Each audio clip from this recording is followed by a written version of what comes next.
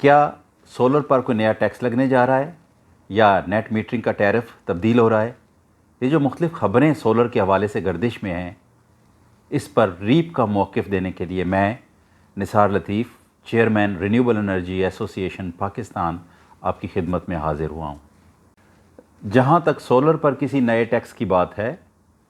تو اس بات کی تردید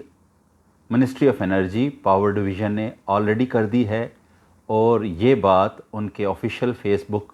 پیج پہ موجود ہے، اور مختلف چینلز نے اور اخباروں نے اس کو شائع بھی کر دیا ہے۔ ویئر ایز ایسی کچھ تجاویز مختلف لوگوں کی طرف سے پیش کی گئی تھیں، لیکن ابھی تک اس پہ کوئی فیصلہ نہیں ہوا، اور آخری خبریں آنے تک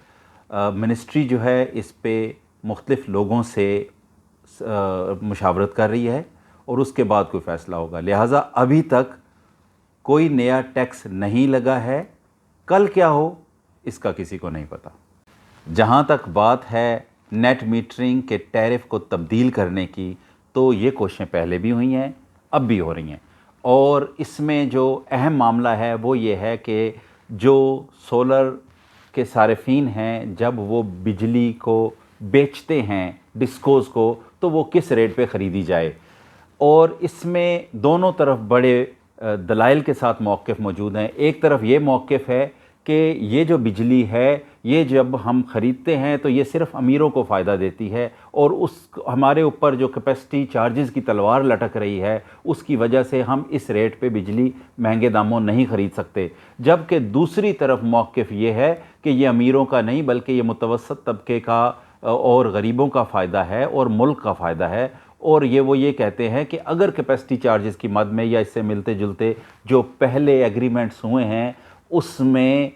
گھر پہ سولر لگوانے والوں کا کیا قصور ہے، ان کو اس بات کی سزا کیوں دی جائے۔ اس پہ ریپ کا موقف جو ہے وہ یہ ہے کہ ایک درمیانی راستہ نکالا جائے۔ ہم یہ بھی سمجھتے ہیں کہ گورنمنٹ کے پاس اپنی مشکلات ہیں اور ان کا تدارک ضروری ہے، ویئر ایز ہمیں پروٹیکٹ کرنا ہے دوسری جانب سولر کے صارفین کو بھی۔ تو اس میں سب سے پہلی بات تو یہ کہ ہم چاہتے ہیں ایک سٹڈی کروائی جائے، پراپر سٹڈی ہو کہ اصل یہ معاملہ ہے کیا، اور یہ کتنے ملین کی ہم بات کر رہے ہیں۔ دوسری جو بات ہے، جب سٹڈی آ جائے تو اس کو پریزنٹ کیا جائے تمام سٹیک ہولڈرز کے سامنے، اور ان کی مشاورت کے ساتھ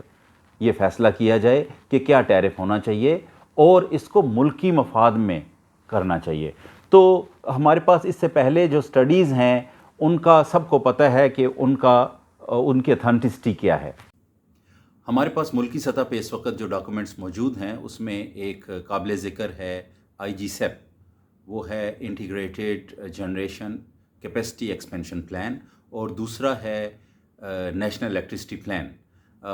دونوں ڈاکومنٹس بہت واضح طور پہ اور بڑے کلیئر بنے ہوئے ہیں، where as implementation is a challenge. اور ہم پھر اس میں یہ بھی دیکھتے ہیں کہ کچھ ایسی چیزیں ہیں جو کہ امپلیمنٹیشن میں رکاوٹیں ہیں۔ اسی لیے یہاں میں پھر وہی کہوں گا کہ سٹڈی دوبارہ کروانا، اس کی ڈاکومنٹ کی اتھینٹسٹی کو انشور کرنا، اور اس کے بعد سٹیک ہولڈرز کو اکٹھا لے کے آنا اور ان کی مشاورت کے ساتھ ملکی مفاد میں فیصلہ کرنا ضروری ہے۔